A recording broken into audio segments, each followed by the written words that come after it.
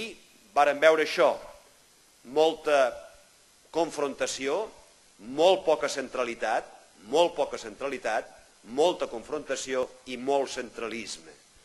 Molt poca centralitat per allò que intento explicar.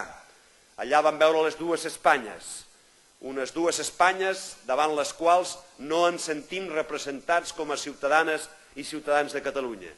Aquesta no és la nostra Espanya, la que representa en Rodríguez Zapatero o la que representa en Rajoy. En volem una altra.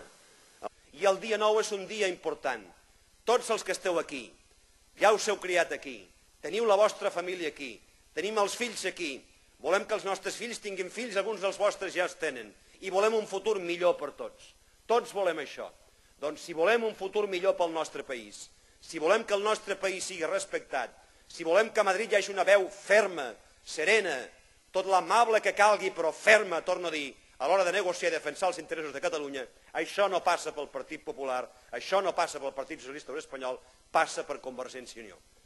Les eleccions mai són fàcils per ningú,